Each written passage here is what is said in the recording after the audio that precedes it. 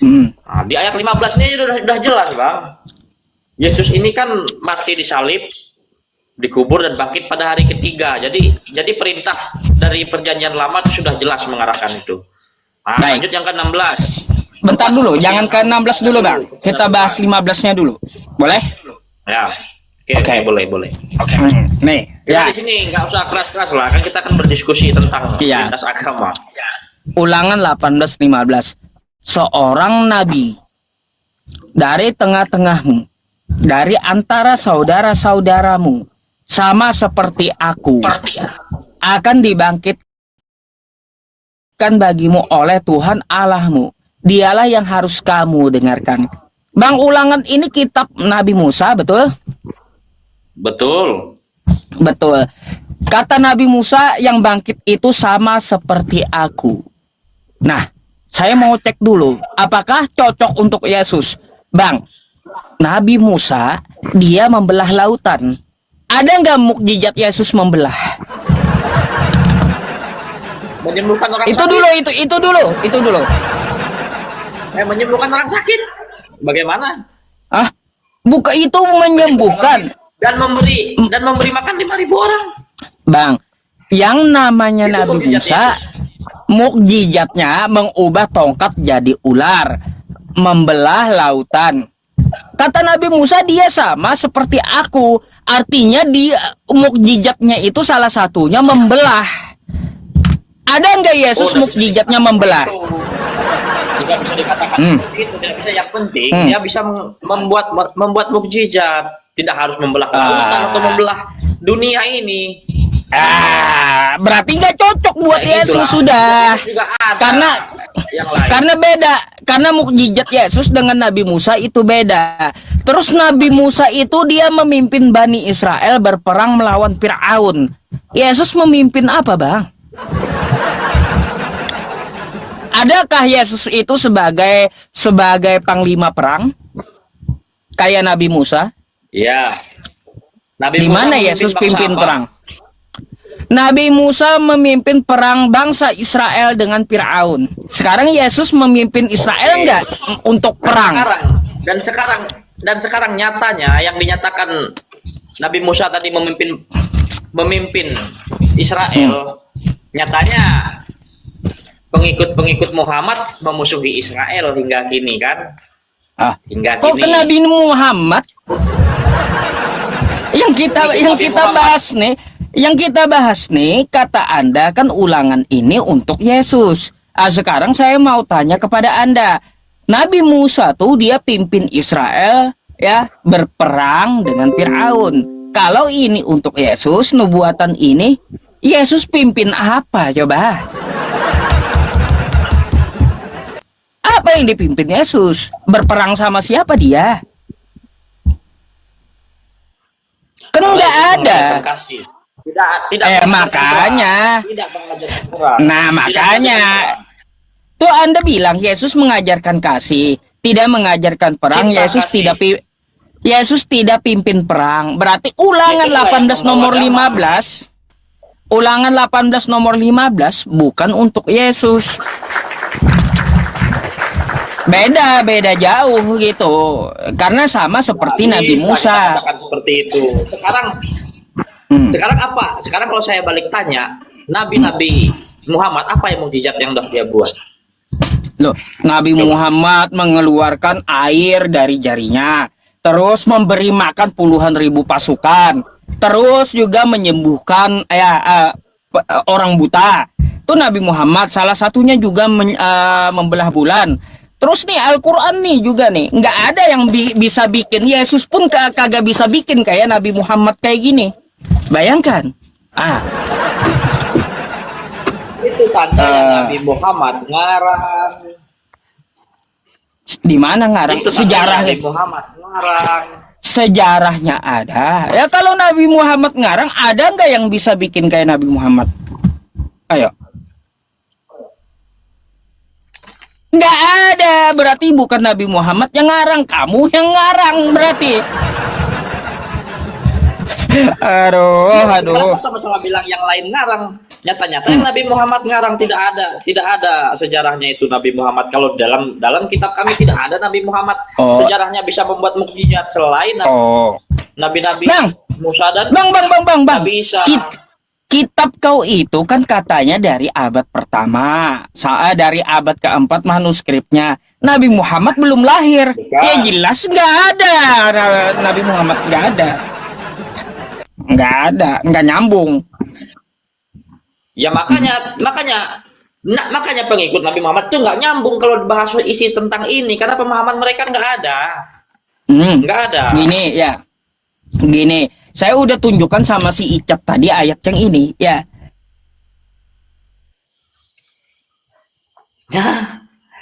Udah belajar. Nih ya, biar kau belajar dulu ya. Nih, Al-Quran surah As-Sof ya di ayat ke-6 ya. Quran surah 61 ayat 6.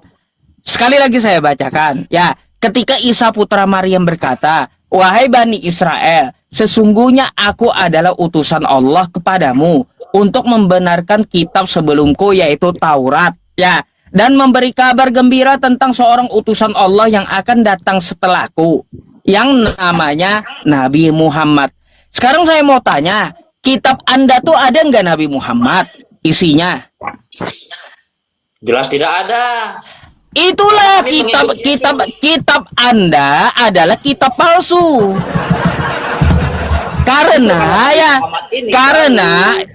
Karena nabi-nabi sebelumnya kalau bawa kitab itu menubuatkan tentang Nabi Muhammad. Kalau tidak ada di kitabmu tentang nubuat Nabi Muhammad, berarti menandakan kau mempunyai kitab palsu, bukan kitab para nabi. Gitu. Kitab-kitab perjanjian lama tidak ada menubuatkan Muhammad di sini. Iya. Kitab perjanjian lama, emangnya perjanjian lama tuh kitab Nabi Musa semua? Kan kagak. Iya, tapi di dalam Nabi Musa ada tidak menubuatkan Ya Muhammad. iya, artinya apa? Semuanya yang kau pegang dari perjanjian lama, sebelum perjanjian lama sampai perjanjian baru nih, Bang, ya. Perjanjian lama. Perjanjian lama sampai perjanjian baru. Setelah Ya. perjanjian baru Muhammad datang. Jadi Muhammad ini Gini. orang baru yang Jadi gini, ya. sendiri. Jadi gini, ya. Jadi perjanjian lama sampai tulisan wahyu ya, dari kejadian sampai wahyu tidak memuat Nabi Muhammad, menandakan ini adalah kitab yang diubah-ubah atau kitab palsu, bukan dari ajaran para nabi. Gitu. Gampang Jadi, gitu. Ini artinya jadi kitab kepercayaan. Belanda ini.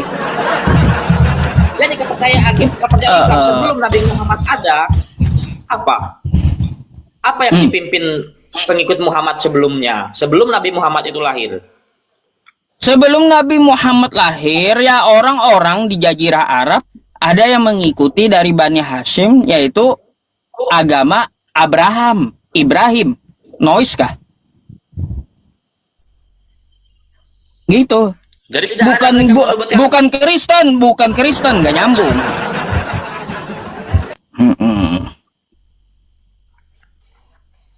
Jadi sebagai Nabi Isa yang saya tanyakan, sebagai Nabi Isa Al-Masih, Seperti Yesus berkata di Matius 15 nomor 24, dia diutus untuk Israel.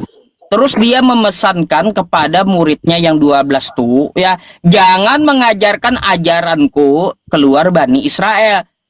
Jadi nggak ada hubungannya Yesus dengan kau, Bang. Nggak ada. Coba baca Matius 10 nomor 5 sampai 6. Gitu. Matius 10 tadi ya. Ya, Matius 10 nomor 5 sampai 6. Oke, kita baca Matius 10 nomor 5 sampai. Yesus mengutus ke-12 rasul. Ke-12 murid itu diutus oleh Yesus dan ia berpesan kepada mereka, janganlah kamu menyimpang ke jalan bangsa lain atau masuk ke dalam kota orang Samaria, melainkan pergilah kepada domba-domba yang hilang dari umat Israel. Sekarang saya mau tanya sama Anda. Bang, saya mau tanya, Anda Israel atau bukan sih?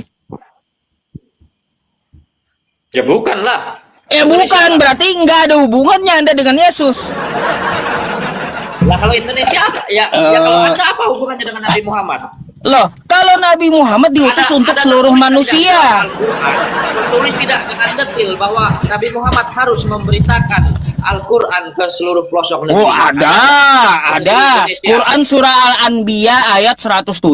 Wa ma arsalnaka illa rahmatan lil alamin. Untuk seluruh manusia Nabi Muhammad. Tuh. Terus kalau kita melihat di ayat yang lainnya juga ya Quran surah Al-Baqarah. Yesus hidup, Bang. Indonesia itu tak ada anak hendak, tak masih jadi lautan, tak masih jadi hutan, kita nggak tahu. Bang, entah ya. ada penghuninya atau belum, kita juga nggak tahu. Bang, manusia itu bukan cuma bangsa Israel. Ada orang Samaria. Di luar Israel ada Romawi dulu kan gitu. Jadi bangsa apa? Coba Bang, ayo. yang namanya di Indonesia nih bukan bangsa sebutannya, tapi suku-suku yang banyak dulu. Ada suku Melayu, ada suku Batak, ada suku Jawa, ada suku Papua, kan ada suku Bugis. Kan kayak gitu Indonesia nih. Apanya? Dan atas dasar apa Anda mengikuti Nabi Muhammad? Oh iya, atas dasar Quran menyuruh untuk mengikuti Nabi Muhammad. Al-Baqarah ayat 119. Tuh, inna arsalna kabil haq. Sesungguhnya kami Muhammad mengutus engkau dengan kebenaran untuk memberikan kabar baik kepada seluruh manusia. Dasar saya ada, lalu saya tanya, Anda bangsa Indonesia atas dasar apa Anda mengikuti Yesus? Sedangkan Yesus tidak untuk bangsa Indonesia. Karena dalam hati yang sesungguhnya, dan ini benar-benar saya katakan, karena Yesus juru selamat. Juru selamat. Meskipun tidak ada di dalam Alkitab bahwa Yesus harus mengajar sampai ke Indonesia sekalipun, tapi kami setia pengikut Kristus karena yang diajarkan itu cinta kasih. Aha. Jadi tidak seperti sorry kali Bang ya. Muslim. Sorry kali. Kristen tuh. Muslim selain daripada Muslim itu dianggap kafir. Oke, ya. Itu. Kami juga menghormati kepercayaan lain. Bang, selain ya pengikut Yesus itu adalah domba tersesat, sama sebutannya masing-masing. Kita nggak perlu mempermasalahkan kafir atau domba tersesat kan kayak gitu. Daripada dirimu tersesat, lebih bagus tinggalkan saja, tutup saja Al-Qur'anmu. Al-Qur'anmu dikarang oleh Nabi Muhammad yang mati sampai gini. Coba kau buktikan dulu ya. Nabi Muhammad mengarang Al-Qur'an tuh di mana? Coba. Silakan. Ya, kau buktikan dulu Nabi Muhammad mengarang Quran tuh datanya dari mana itu? Coba. Namanya orang mengarang ini kan bebas, karangan bebas. Asumsimu. Bang. Kalian mengikutinya. Gini ya. Sedangkan kalau Muhammad bukan juru selamat manusia. Gini Bang, ya. Dia itu orang gini, biasa. Bang. Kalian saja yang dibodoh-bodohinya, mau mengikutinya. Oh, enggak. Bang, Nabi Muhammad itu tidak membodohi kami, ya yang membodohi itu Paulus, gitu. Dari dulu ajaran para nabi melarang menyembah manusia, sampai Yesus melarang menyembah manusia. Ya, Nabi Muhammad pun melarang menyembah manusia. Dari buahnya Paulus menyuruh menyembah manusia. Kalian Kristen dibodoh-bodohi Paulus. Kayak gimana sih Nabi Muhammad nggak ada mengarang Quran? Saya minta datanya sama Anda nggak bisa buktikan. Jadi saya harap ya kalau berdiskusi dengan saya, Anda menjustis sesuatu itu harus ada datanya gitu. Nah gitu, dibiasakan kayak gitu agar tidak ngarang. Ayo, coba dasarnya apa? Yesus aja mengatakan di Matius 15 nomor 24, yang di luar Israel terus menyebut dia Tuhan, lalu menyembah dia, itu adalah anjing bagi Yesus. Gitu Bang. Buka Anda Matius 15, 24 sampai 26. Yang di luar Israel, yang menyebut Yesus Tuhan, terus menyembah Yesus, itu adalah anjing bagi Yesus. Mau Anda disebut Yesus anjing, gitu? Dia udah menegaskan hanya untuk Israel. Yang di luar Israel adalah anjing bagi dia.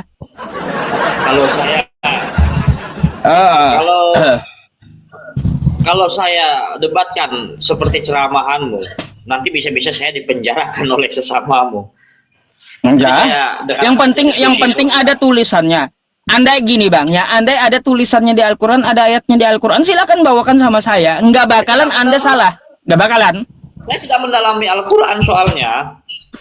Cuma Maka kan dari itu bang. ini kan ada konteks yang di atas, di Bible ada ayat palsu itu aja kembali di situ tadi. Oh ya Gitu. udah, kalau kau mau bahas yang ini, ya bahas yang ini. Saya tunjukkan satu dulu dari puluhan ayat palsu, gitu ya. Nih, kitabmu yang ayat palsu, coba buka 1 Yohanes 5 nomor 7. Yohanes ayat 1 pasal Yohanes Surat Yohanes 1 Yohanes 5. Oke. 1 Yohanes 5 nomor 7 coba.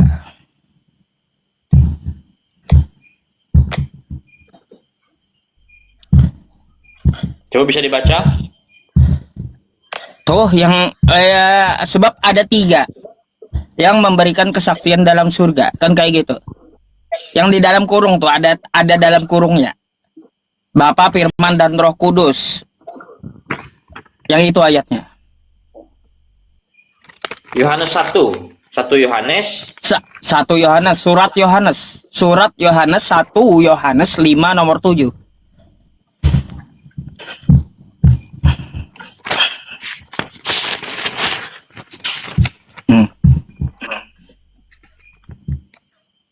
Yang di YouTube, Masya Allah, udah 1000 orang yang di YouTube ya. Terima kasih. Ya maklum Ya, teman-teman coba yang baik tuh ya. Sebab ada 3 nih, kita baca dulu ya. Kita baca dulu. ayat. Alkitab Sabda ya, dari Alkitab Anda yang saya buka 1 Yohanes 5 nomor 7. Sebab ada 3 yang memberi kesaksian dalam kurung. Ada juga dalam kurung ya. Di dalam sorga Bapa, Firman dan Roh Kudus. Ketiganya adalah satu. Ini adalah ayat Tritunggal. Ini adalah ayat palsu menurut kitab Kristen sendiri. Coba Anda buka nih Bang ya. Ini saya nggak mengada-ada, kita ke sini ya. Nih, ke tafsir catatannya. Nih, coba Anda perhatikan di layar. Nih, kita ke tafsir atau catatan. Ya, tentang ayat ini nih ya.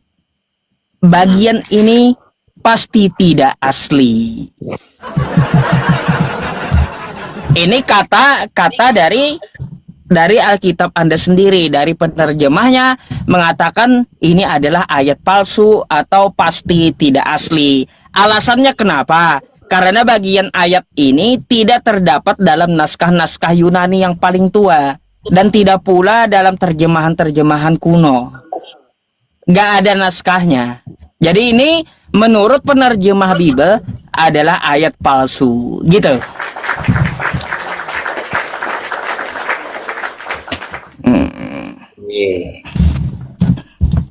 Ya kan kalau saya ngomong kan saya ada datanya toh, nggak sembarangan. Saya menuduh enggak juga.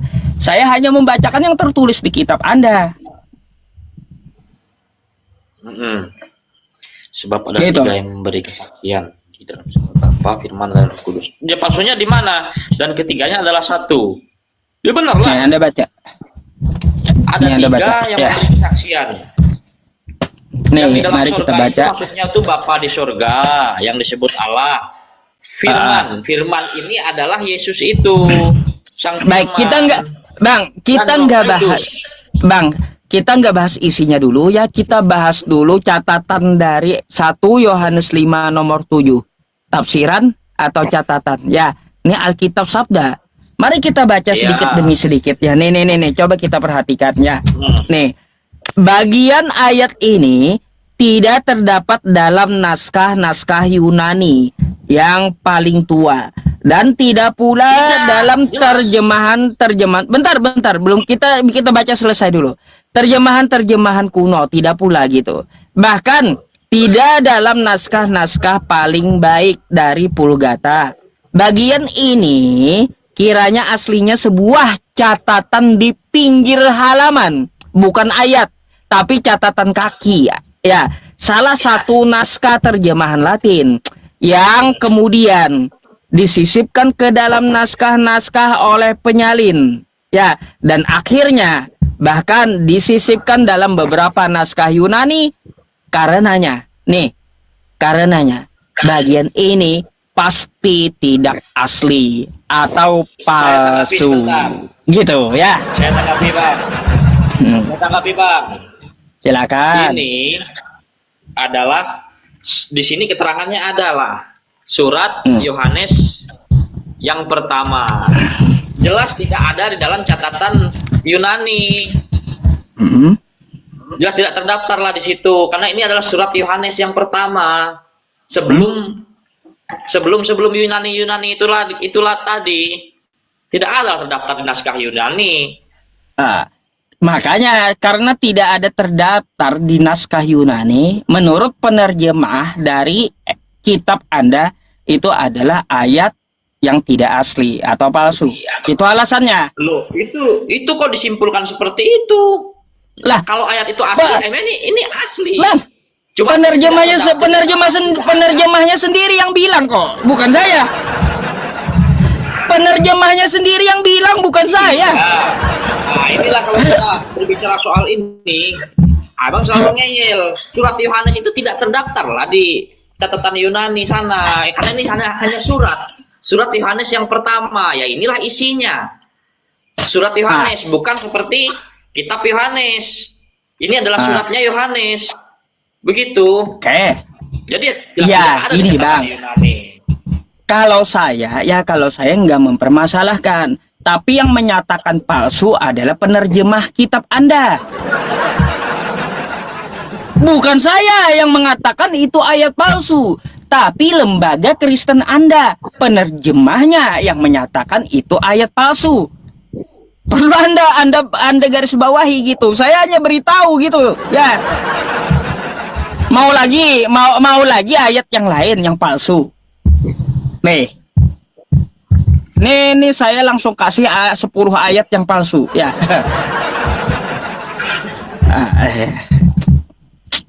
Bentar, saya bukakan dulu. Oke, sabar ya teman-teman. Saya bukakan dulu. Biar abangnya tahu dan mau belajar gitu ya. Nanti dikira, ya, saya kita cuma menuduh kan gitu. Iya. Oke Bang, jadi kayak gini. Anda tahu nggak Bang? Naskah Yunani tertua dari kitab Anda tuh, itu kodeks apa? Naskah Yunani yang tertua dari kitab kami, konteksnya apa? Kodeksnya apa gitu? Anda tahu nggak? Nggak tahu. Nggak tahu. Baik.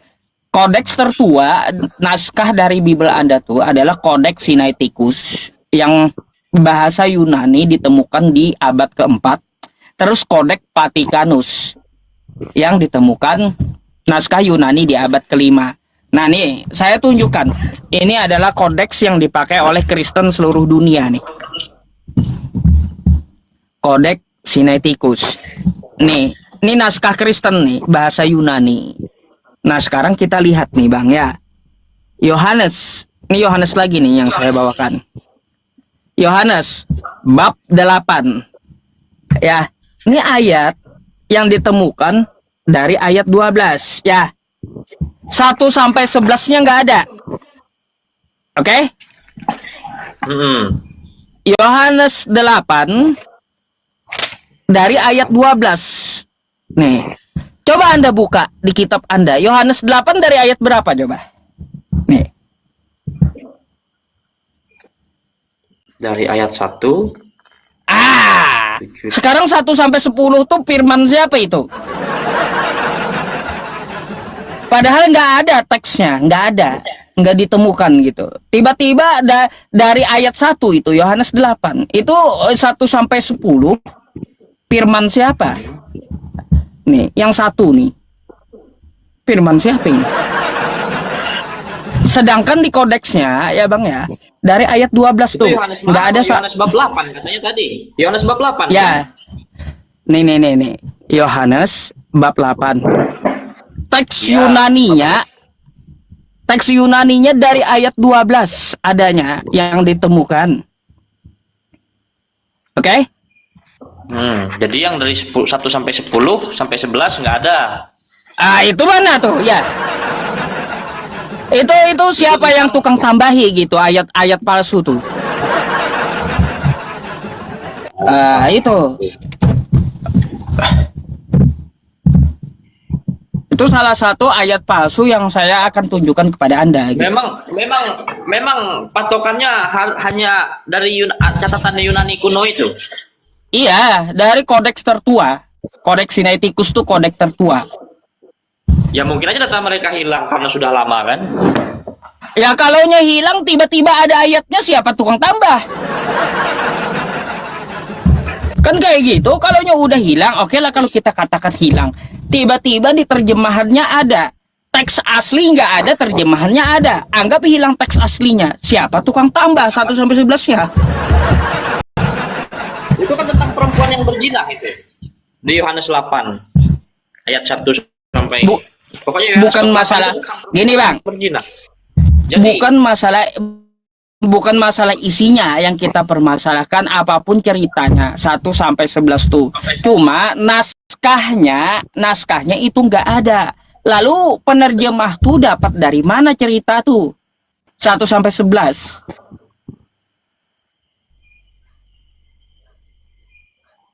Bayangkan dari mana?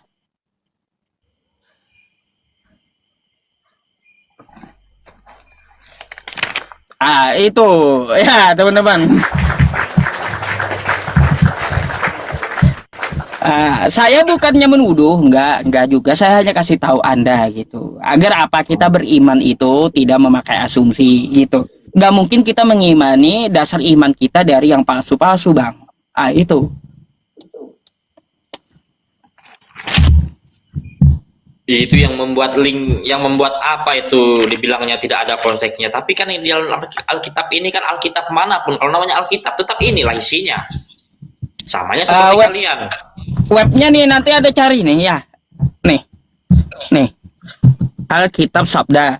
Lembaganya, nih Anda bisa lihat di bawah. Dia punya lembaga resmi Kristen dia ini. Tuh. Ada tentang Alkitab ini, lembaga resmi dari Kristen nih. Lembaga Sabda dari Kristen. Dia punya yayasan sendiri gitu. Yayasan sendiri dari lembaga Kristen.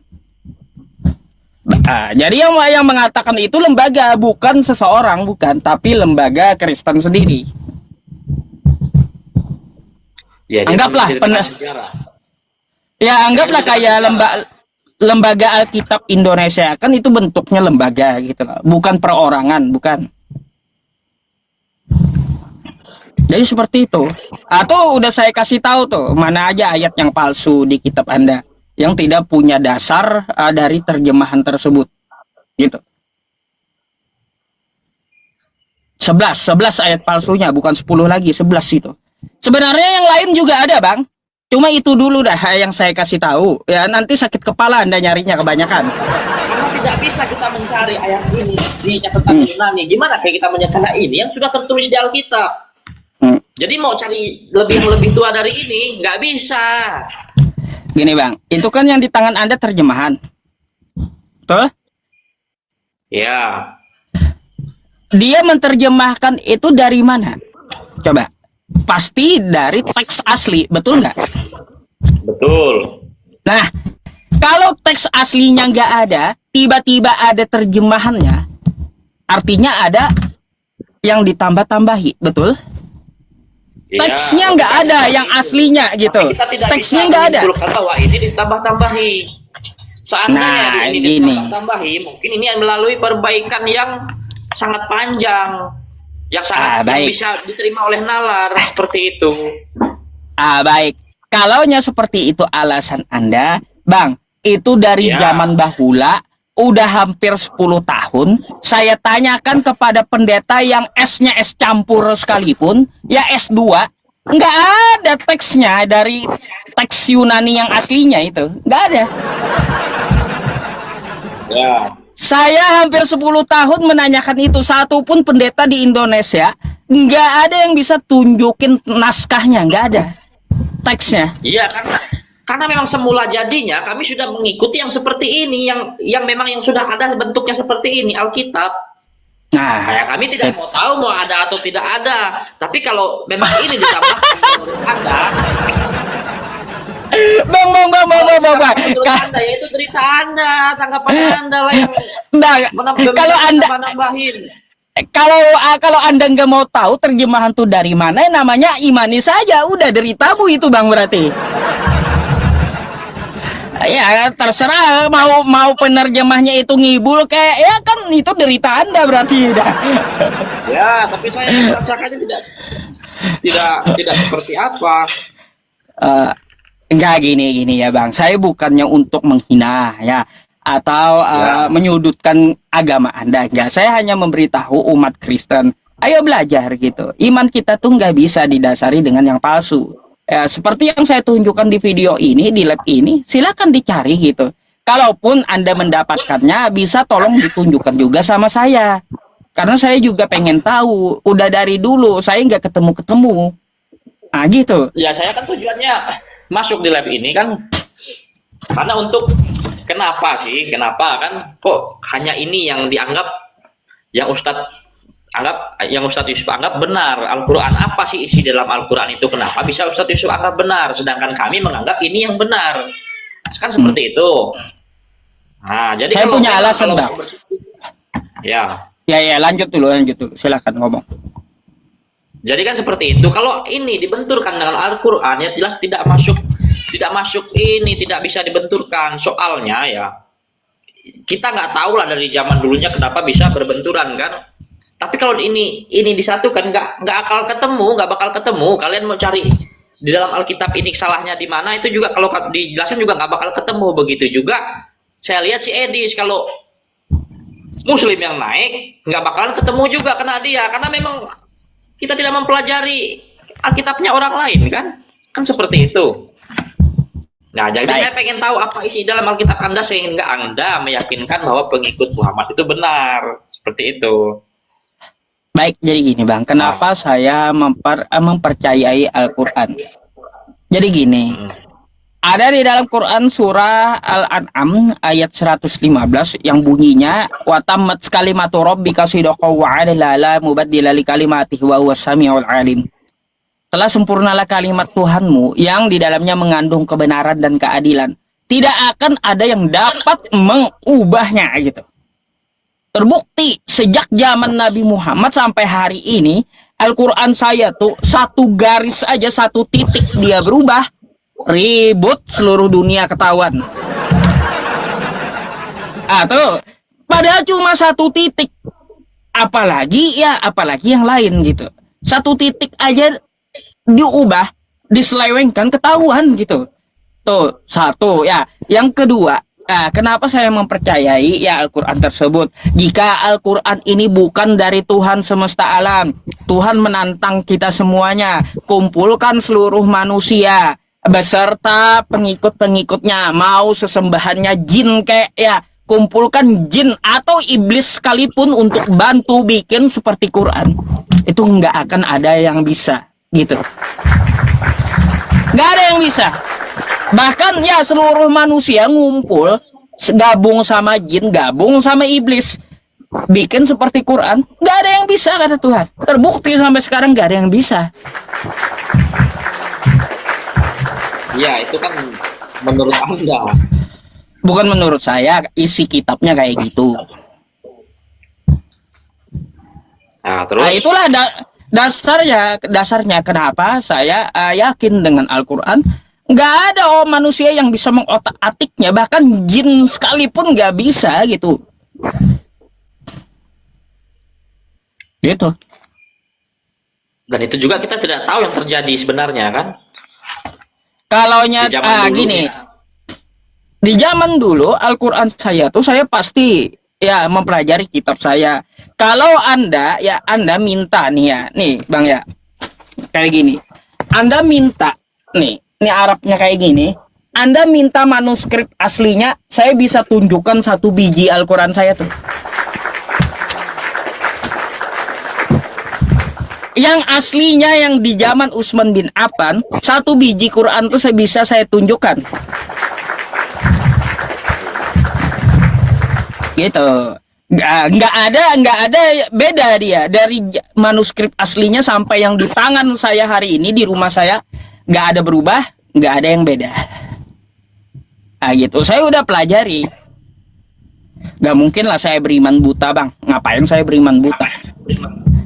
Saya bukan tipikal orang yang imani saja, enggak. Kalau tanggapan tentang hadis gimana?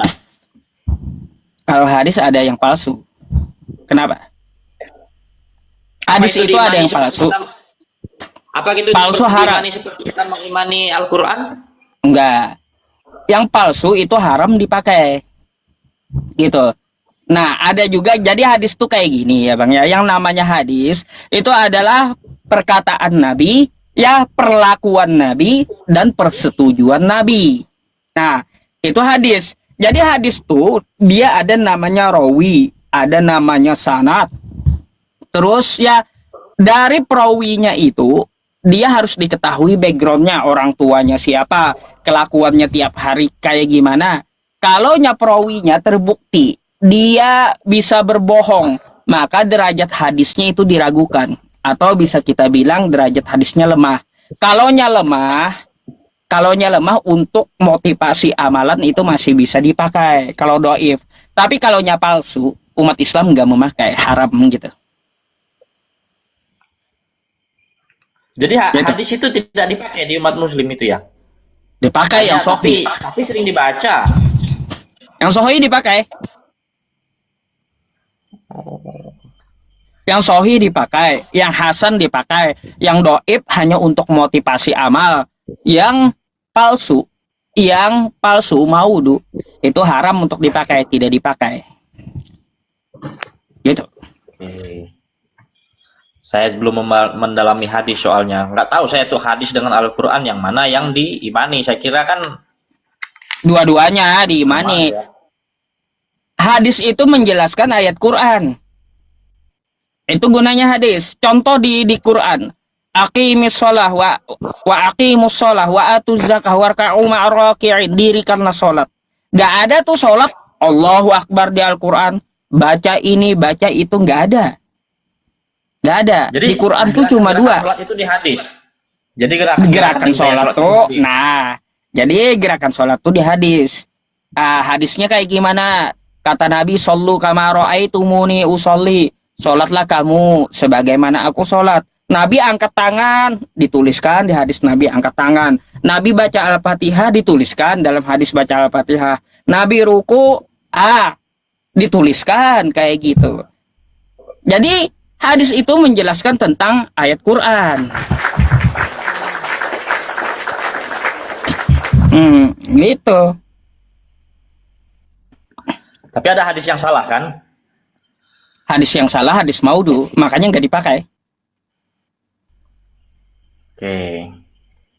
Gitu. Jadi terbitnya hadis dari mana? Terbitnya hadis itu dari Nabi. Nabi ya habis itu ke sahabatnya, habis itu ke tabi'in, habis itu ke salafus soleh, sampai ke para ulama. Para ulama menjelaskan, merincikan hadis, namanya ijtihad.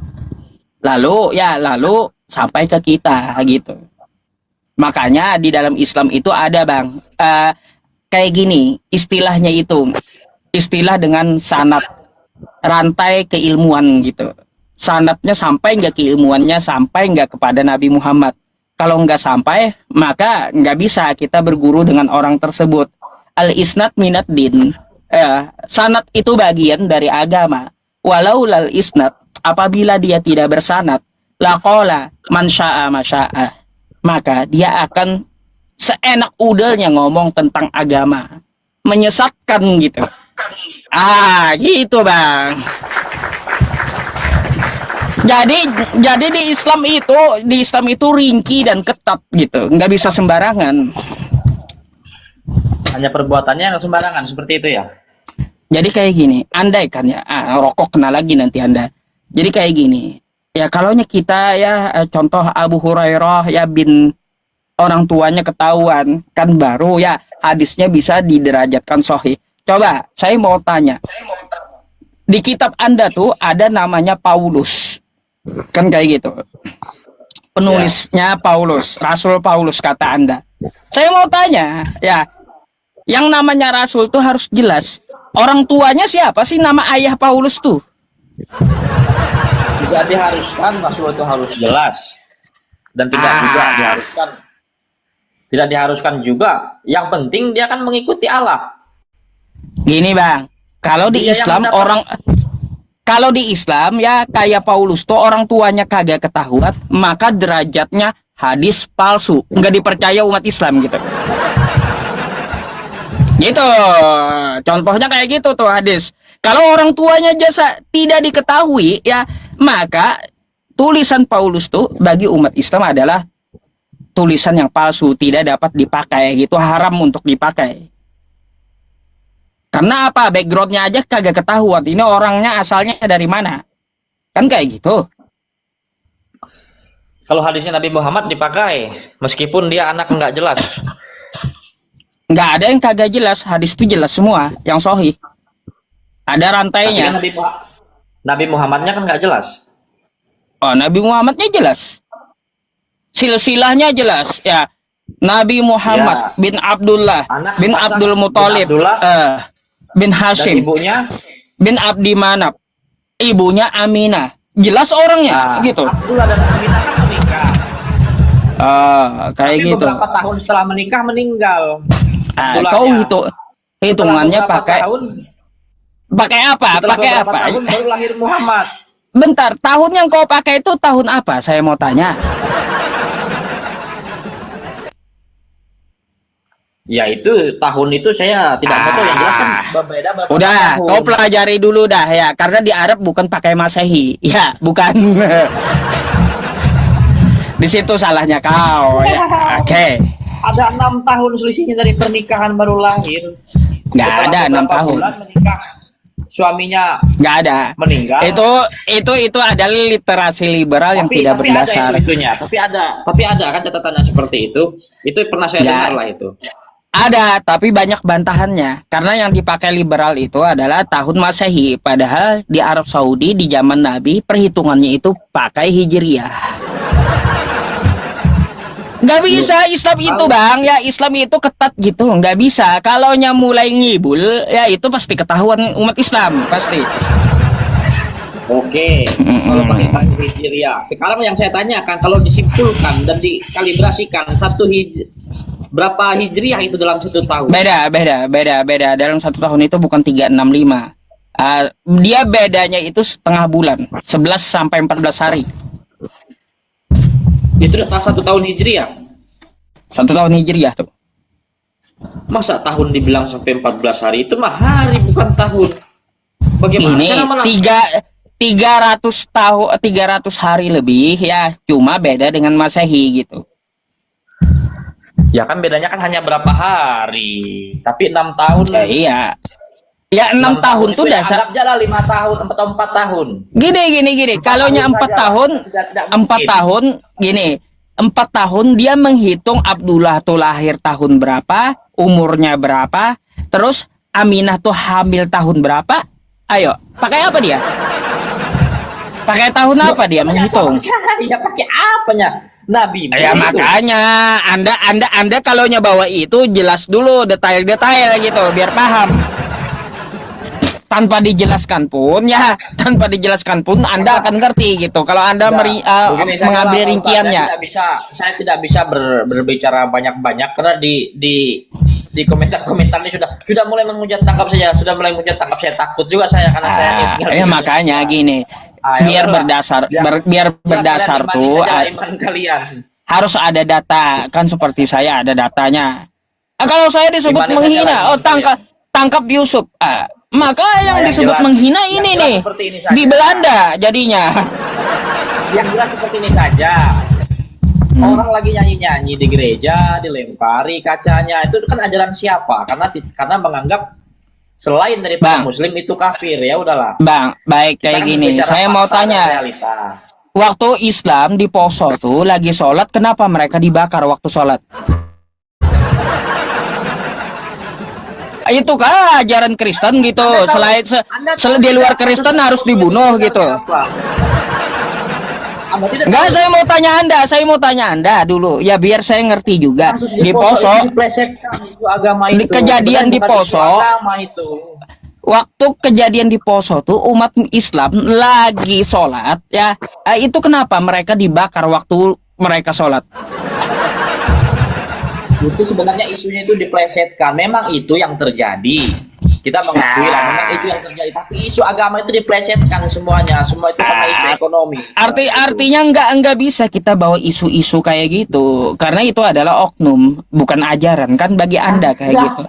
Begitu pula ya, kalau Anda merujuk ke Islam kalau ya. begini dibilang oknum. Kalau udah Loh, begitu udah berarti yang di Poso itu dan di Papua itu ajaran Kristen gitu. Membakar muslim lagi ibadah berarti ajaran Kristen tuh ya. Ya baru abang ini ya teman-teman mengakui ajaran Kristen, berarti ya kalaunya saya berbicara dengan Kristen yang lainnya itu adalah oknum kata teman-teman Kristen. Tapi ketika saya tanyakan kepada Anda, muslim yang dibakar ketika sholat tuh di Poso itu berarti ajaran Kristen gitu. Ya udah kalau gitu kita nggak usah tuduh begini tuduh begitu kalau gitu. Ya, tapi kan realita yang sekarang aja, Bang. Realita dan pemahaman yang sekarang.